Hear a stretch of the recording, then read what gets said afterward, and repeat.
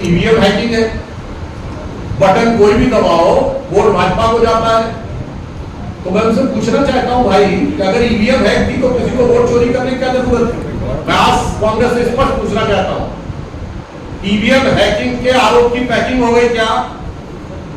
अब क्यों उठाना बंद कर दिया? या तो वो झूठ था या ये झूठ है। पर चिंता मत करिए, वो भी झूठ था और ये भी झूठ है। झूठ से नकाब धीरे धीरे हटता जा रहा है। दूसरा प्रश्न आपका क्या था?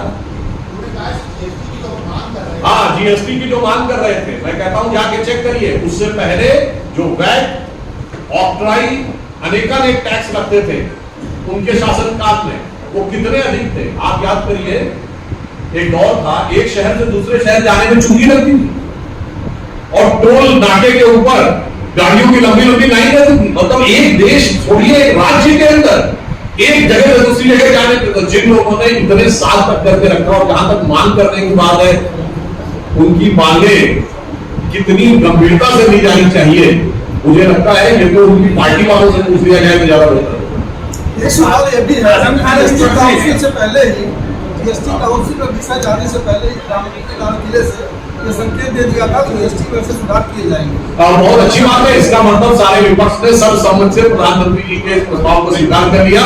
इसके लिए हम विपक्ष का भी अभिवादन करें। बाहर आए हैं सर, अखिलेश यादव कह रहे हैं कि उन पर हम सारे मुकदमे वापस ले लेंगे क्योंकि यहाँ के सीएम और डिप्टी सीएम ने अपने ऊपर मुकदमे थे वापस लिए। कोई आश्चर्य की बात नहीं है। 2006 में लखनऊ, फैजाबाद और वाराणसी के अदालतों में बम धमाके पे आतंकवादियों के भी उन्होंने आरोप मुकदमे वापस लेने की कोशिश की थी। हाईकोर्ट से फटकार लगने के बाद वापस लिए थे। तो ये आरोपन बोलते हैं, विघटन बोलते हैं। आज सर जिस तरह से अभी उत्तर प्रदेश में जाति व्यवस्था को लेकर एक जो आया है, उसके बाद अब मल्लिकार्जुन खड़गे ये कह रहे हैं कि आरक्षण को खत्म करना चाह रहे हैं। दोनों बातों का जवाब देता हूं।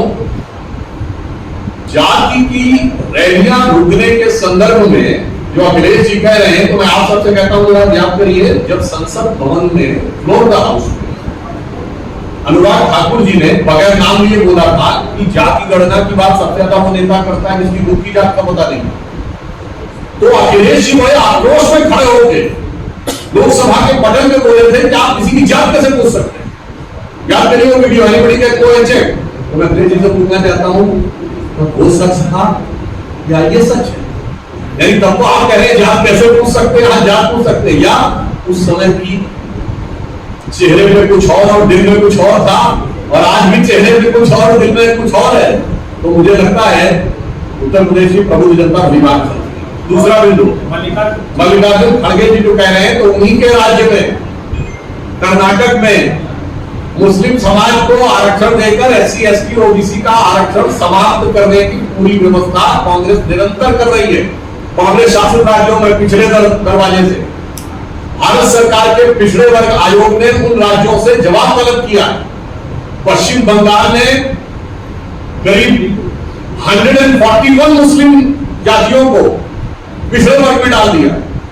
पूछा गया पिछड़ा वर्ग आयोग के द्वारा कि ऐसा कैसे हो गया? कहते ना वो कन्वर्ट होने से पहले वो थे इसलिए मान लिया जाए। और मजे की बात है, हिंदू समाज से ज्यादा जातियां मुस्लिम समाज में दिखा दी है। और मैं खड़गे से पूछना चाहता हूं, आपने तो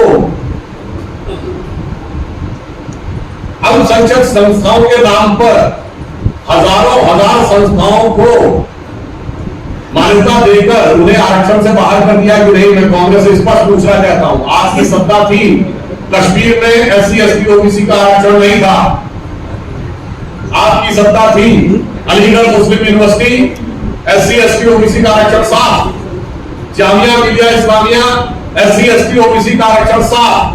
तो मेरे भाई मैं उनसे पूछना चाहता हूं, आप तो कर चुके हैं और आपकी हरकतें इस बात की गवाह है कि अगर आरक्षण की सबसे बड़ी दुश्मन कोई है 1961 का नेहरू जी का मुख्यमंत्रियों को लिखे गए लेटर से लेके आज राहुल जी के समय तक सर्वाधिक क्षति कांग्रेस को। उत्तर प्रदेश सरकार ने धन्यवाद।